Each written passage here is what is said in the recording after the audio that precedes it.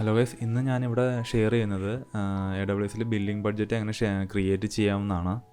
ഇപ്പോൾ by default billing console access ചെയ്യാനായിട്ട് root യൂസർക്ക് മാത്രമേ പറ്റുള്ളൂ. IAM യൂസർക്ക് by default billing console access ഉണ്ടാവില്ല, പെർമിഷൻ്റെ ആയിരിക്കും.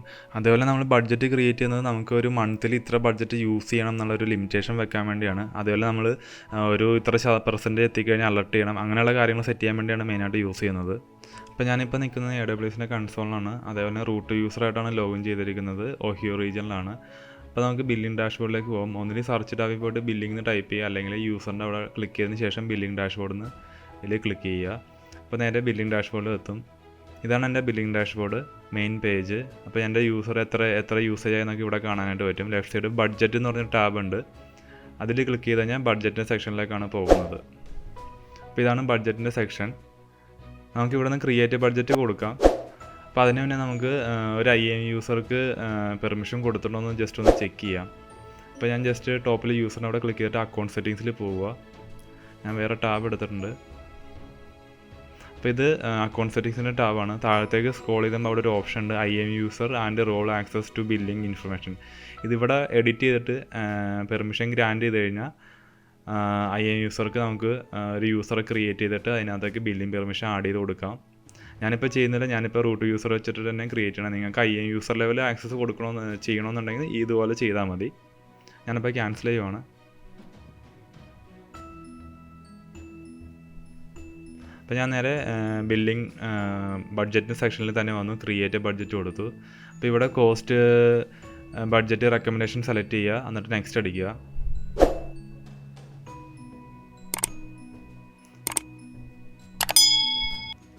അതേപോലെ തന്നെ മന്ത്ലി ആണോ, പീരീഡ് മന്ത്ലി ആണോ എങ്ങനെയെന്നുള്ളതാണ് ചോദിക്കുന്നത്. അതേപോലെ ടോപ്പിൽ കോസ്റ്റ് എക്സ്പ്ലോർ എന്നൊരു ഓപ്ഷൻ, ഇത് നമ്മളിത് ബഡ്ജറ്റ് എനേബിൾ ചെയ്യുമ്പോൾ ഓട്ടോമാറ്റിക്കലി അത് എനേബിൾ ആവുന്നുണ്ട്. അപ്പോൾ നമുക്ക് പീരീഡ് സെലക്ട് ചെയ്യാം. മന്ത്ലി ആണോ, ഇയർലി ആണോ, ക്വാർട്ടർലി ആണോ അങ്ങനെയെന്നാണ് ചോദിക്കുന്നത്. ഡെയിലി ആണ്, ഞാൻ മന്ത്ലി ആണ് ചൂസ് ചെയ്യുന്നത്. അതുതന്നെ ബഡ്ജറ്റ് എഫക്റ്റീവ് ഡേറ്റ്, അതായത് റിക്കറിങ് ബഡ്ജറ്റ് ആണോ എക്സ്പയറിങ് ബഡ്ജറ്റ് ആണോ എന്ന് ചോദിക്കുന്നത്. ഞാൻ റിക്കറിങ് ആണ് കൊടുക്കുന്നത്. എക്സ്പയറിംഗ് എന്ന് വെച്ചാൽ ഒരു എൻഡ് ഡേറ്റ് കൊടുത്തു കഴിഞ്ഞാൽ അത് കഴിയുമ്പോൾ അത് സ്റ്റോപ്പ് ആവും. അതേപോലെ തന്നെ ബഡ്ജറ്റ്, ഹൗ ടു ബഡ്ജറ്റ് എന്നുള്ളത് ഫിക്സ്ഡ് കൊടുക്കുക. മന്ത്ലി ബഡ്ജറ്റിംഗ് പ്ലാനിംഗ് എന്ന് വെച്ചാൽ അത് പ്ലാൻ ചെയ്യാൻ പറ്റും, നമുക്ക് ഓരോ മാസം എത്ര വെച്ച് വേണമെന്നുള്ളത്. എത്ര ഡോളറാണെന്നുള്ളത് ഇവിടെ ചൂസ് ചെയ്ത് കൊടുക്കണം. ഞാൻ ഒരു $3 കൊടുക്കുവാണ്. എല്ലാം ബഡ്ജറ്റ് സ്കോപ്പിങ്ങിൽ ഡാറ്റ ഇപ്പോൾ ഒന്നുമില്ല, അത് 24 hours എടുക്കും ഗ്രാഫ് വരാനായിട്ട്. പാരാമീറ്റർ ഡിഫോൾട്ട് കൊടുക്കുക. അതേപോലെ തന്നെ ഏറ്റവും താഴത്ത് ബഡ്ജറ്റ് നെയിം കൊടുക്കണം. അവിടെ ഞാൻ മൈ ബഡ്ജറ്റ് എന്ന് പറഞ്ഞ് കൊടുക്കുവാണ്, എന്നിട്ട് നെക്സ്റ്റ് അടിക്കുക. ഇപ്പോൾ എൻ്റെ അടുത്ത പേജിൽ വന്നേക്കുന്നത്, ഇപ്പോൾ ഞാൻ $3 ബഡ്ജറ്റ് ക്രിയേറ്റ് ചെയ്യുന്നത്. $3 വന്നു കഴിഞ്ഞാൽ അലർട്ട് സെറ്റ് ചെയ്യാനുണ്ട്. അപ്പോൾ അലർട്ട് ത്രെഷോൾഡ് സെലക്ട് ചെയ്യണം. അപ്പോൾ എത്രയൊക്കെ വരുമ്പോഴാണ് അലർട്ട് വരേണ്ടതെന്നുള്ളതാണ് കൊടുക്കാനുണ്ട്. നമുക്ക് എത്ര അലർട്ട് വേണമെങ്കിൽ കൊടുക്കാം. ഇപ്പോൾ ഫസ്റ്റ് അലർട്ടിൽ ഞാനൊരു 70 ത്രെഷോൾഡ് കൊടുക്കുന്നത്.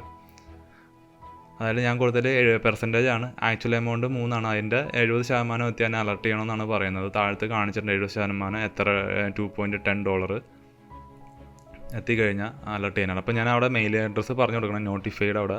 അപ്പോൾ ഞാൻ എൻ്റെ മെയിൽ അഡ്രസ്സ് പറഞ്ഞു കൊടുക്കുകയാണ്. നമുക്ക് മൾട്ടിപ്പിൾ മെയിൽ അഡ്രസ്സ് ഉണ്ടെങ്കിൽ ജസ്റ്റ് കോമ ഇട്ടിട്ട് അടുത്ത മെയിൽ അഡ്രസ്സ് കൊടുക്കാം. പിന്നെ SMS ഉണ്ടെങ്കിൽ SMS എനേബിൾ ചെയ്യാവുന്നതാണ്. ഞാനിപ്പോൾ ജസ്റ്റ് മെയിൽ അഡ്രസ്സാണ് പറഞ്ഞു കൊടുക്കുന്നത്. അതേപോലെ വേണമെങ്കിൽ നമുക്ക് അതേപോലെ അടുത്ത അലർട്ട് നമുക്ക് സെറ്റ് ചെയ്യാവുന്നതാണ്. ഒരു 90% എത്തുമ്പോൾ വേണമെങ്കിൽ അങ്ങനെ സെറ്റ് ചെയ്യാം. അപ്പോൾ ഞാൻ SMS ഇപ്പോൾ കൊടുക്കുന്നില്ല. അപ്പോൾ ഞാൻ ഒരു അലർട്ടും കൂടി സെറ്റ് ചെയ്യുകയാണ്. ആഡ് കൊടുത്തിട്ട് ഒരു അലർട്ടും കൂടി കൊടുത്തിട്ട് ഒരു 80 അല്ലെങ്കിൽ 90 ഞാൻ കൊടുക്കുവാണ്. അതിലും ഞാൻ സെയിം മെയിൽ ID തന്നെ കോപ്പി ചെയ്യുകയാണ്. അപ്പോൾ ആദ്യം 70 എത്തിക്കഴിഞ്ഞാൽ ഒരു അലർട്ട് ചെയ്യും, പിന്നെ ഒരു 90 എത്തിക്കഴിഞ്ഞാൽ പിന്നെ അലർട്ട് അടിക്കും. ഞാൻ നെക്സ്റ്റ് അടിച്ചു. അപ്പോൾ നമുക്ക് ഇവിടെ നമുക്ക് കാണാം അലർട്ട് ആക്ഷനും കാര്യങ്ങളെല്ലാം നമുക്കിവിടെ കാണാനായിട്ട് പറ്റും. വേറെ എന്തെങ്കിലും ആക്ഷൻ ആഡ് ചെയ്യണമെങ്കിൽ ആഡ് ചെയ്യാവുന്നതാണ്. ഞാൻ നെക്സ്റ്റ് അടിച്ചു.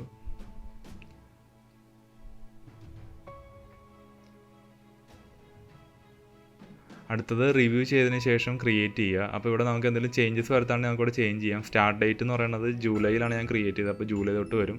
ബഡ്ജറ്റ് എമൗണ്ട് $3 സെറ്റ് ചെയ്തേക്കണത്. മന്ത്ലി ആണ് പീരീഡ് സെറ്റ് ചെയ്തേക്കണത്.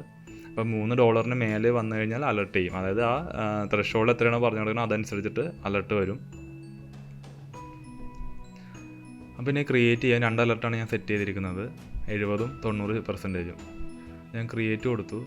അപ്പോൾ എൻ്റെ അലർട്ട് ബഡ്ജറ്റ് അലർട്ട് ക്രിയേറ്റ് ആയിട്ടുണ്ട്. ത്രെഷോൾഡ് ഓക്കെയാണ്. നമുക്കത് ക്ലിക്ക് ചെയ്ത് നോക്കാം. അതിനകത്ത്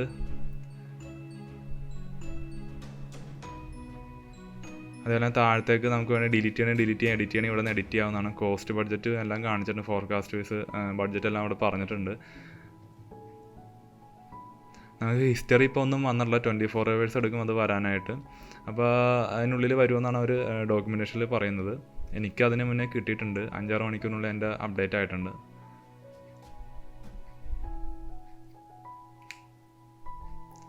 നമുക്ക് അലർട്ട് എടുത്ത് നോക്കണേ, 2 അലർട്ടാണ് ഉള്ളത്. 70% ആകുമ്പോൾ ഫസ്റ്റ് അലർട്ട് അടിക്കും, 90% ആകുമ്പോൾ അടുത്ത അലർട്ട് വരുന്നതാണ്. നമുക്ക് എഡിറ്റ് ചെയ്യണമെങ്കിൽ ഇവിടുന്ന് അലർട്ട് എഡിറ്റ് ചെയ്യാവുന്നതാണ്.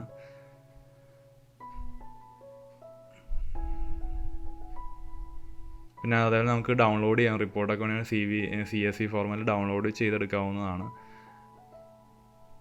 അതേപോലെ തന്നെ ഞാൻ ജസ്റ്റ് കുറച്ച് നേരം കഴിഞ്ഞിട്ടാണ് ഞാൻ അടുത്ത സ്റ്റെപ്പിലേക്ക് വന്നത്. അതായത് ഞാൻ $3 ആദ്യം കൊടുത്തിരുന്നത്, ഞാനത് $1 മാറ്റിയായിരുന്നു. അപ്പോൾ ഓൾറെഡി എൻ്റെ ബില്ലിങ് $1 ഉണ്ടായിരുന്നു.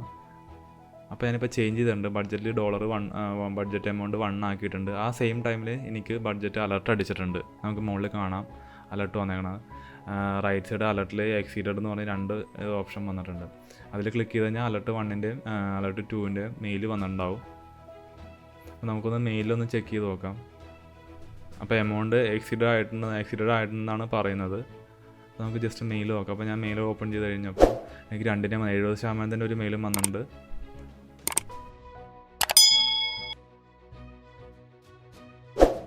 അതേപോലെ 90% മെയിലും എനിക്ക് വന്നിട്ടുണ്ട്. അപ്പോൾ അതൊന്ന് ചെക്ക് ചെയ്ത് നോക്കാം, 2 മെയിലൊന്ന് ചെക്ക് ചെയ്യാം. ഇതിപ്പോൾ 90% കാണിച്ചിരിക്കുന്നത്. അപ്പോൾ നേരെ നമുക്ക് ബഡ്ജറ്റിലേക്ക് തന്നെ പോവാം. അപ്പോൾ എൻ്റെ ബഡ്ജറ്റിംഗ് കൊടുത്തതെല്ലാം വർക്കിംഗ് ആണ്, എനിക്ക് അലർട്ടെല്ലാം ചെയ്യുന്നുണ്ട്. അപ്പോൾ 2 അലർട്ടാണ് എനിക്ക് വന്നിരിക്കുന്നത്. അതുപോലെ നമുക്ക് ബഡ്ജറ്റ് ഹിസ്റ്ററി ഒന്ന് ചെക്ക് ചെയ്യാം. ഞാനപ്പോൾ ബഡ്ജറ്റിൽ ക്ലിക്ക് ചെയ്തിട്ട് ഞാൻ കുറച്ച് നേരം കഴിഞ്ഞിട്ടാണ് ഇത് എടുക്കുന്നത്. അപ്പോൾ തന്നെ കാണിക്കത്തില്ല, 24 hours അവർ പറയുന്നത്. അപ്പോൾ ഞാനിപ്പോൾ ബഡ്ജറ്റ് 1 ആക്കിയായിരുന്നു, അതിന് ശേഷമുള്ളതാണ് ഹിസ്റ്ററി വന്നിരിക്കുന്നത്. താഴത്തേക്ക് പോയി കഴിഞ്ഞാൽ ബഡ്ജറ്റ് ഹിസ്റ്ററി കാണാം, ജൂലൈ മാസത്തെ. ഞാനിപ്പോൾ ഈ അക്കൗണ്ട് 1 മാസം 2 മാസമായിട്ടുള്ളൂ ക്രിയേറ്റ് ചെയ്തിട്ട്. അതുപോലെ താഴത്തേക്ക് വന്നു കഴിഞ്ഞാൽ ഓരോ മാസം എത്ര ബഡ്ജറ്റ്, എത്ര യൂസേജ് വന്ന എല്ലാ ഡീറ്റെയിലും കൊടുത്തിട്ടുണ്ട്. പിന്നെ അതുപോലെ നിങ്ങൾക്ക് ഡൗൺലോഡ് ചെയ്യാവുന്നതാണ്, CSV ഫോർമാറ്റിലുള്ള ഫയൽ വേണമെങ്കിൽ ഡൗൺലോഡ് എടുത്ത് വെക്കാം.